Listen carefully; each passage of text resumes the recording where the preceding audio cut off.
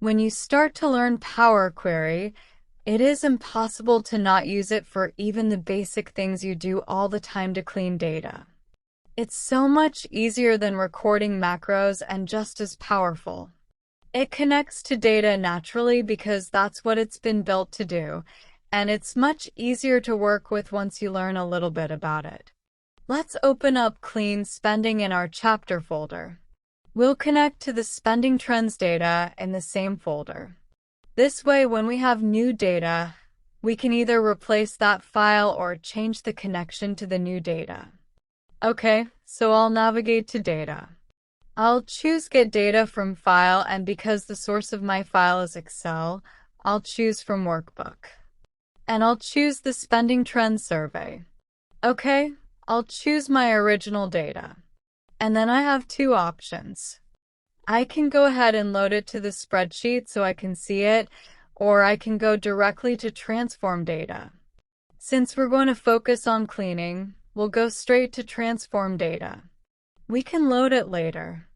You'll see your query settings on the right-hand side, and what you'll notice is in the applied steps, every change you make will be captured. It's done some of them for us already. Okay, so the very first thing I'm going to do is delete the unnecessary columns.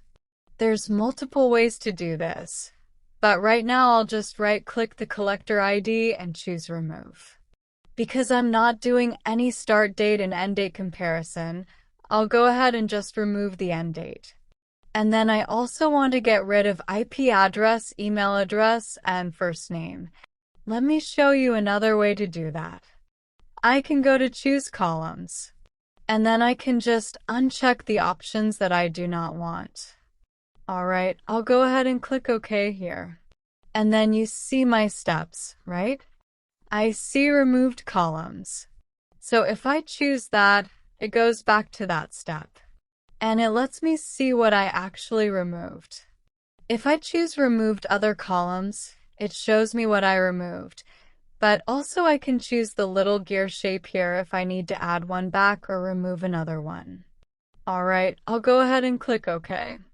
Okay, so the start date field has the date and the time, and I really just need the date because I'm not doing any time-sensitive calculations.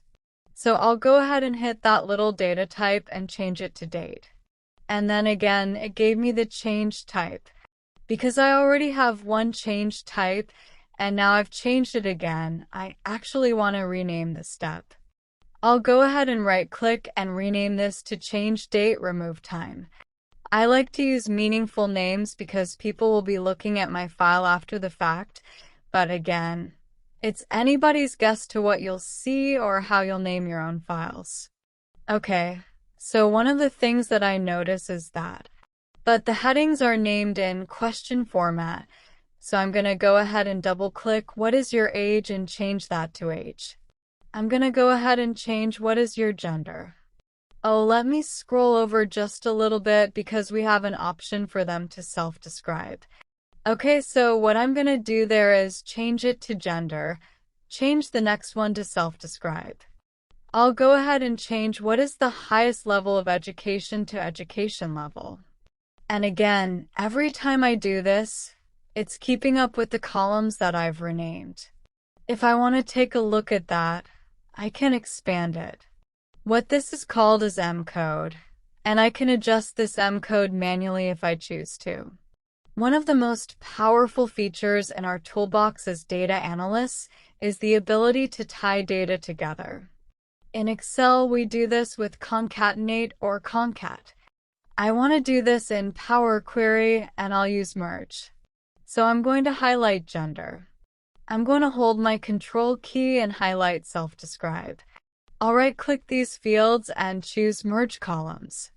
This allows me to choose a particular separator, and it allows me to give them a new name. I'm going to go ahead and do Gender Info, and click OK.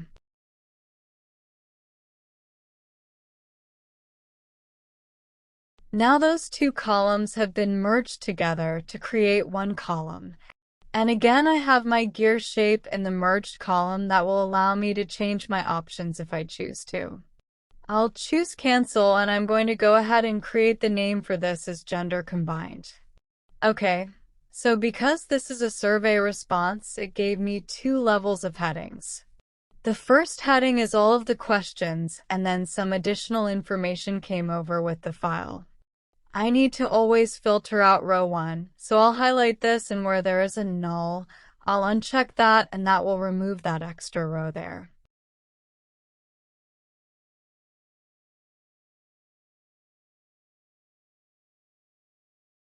Okay, I'm going to right-click and rename this as remove. Second header. Once I've performed all of the steps that I need for my data, I can then choose Close and Load. This will actually load the data to the spreadsheet. I see my 262 rows are loaded, and now I see my nice and clean information. This is one of the most powerful tools at the fingertips of every person using a modern Excel version. It's been around for several years. It would likely hurt your feelings to know just how long you could have been using it, but there's no time like the present.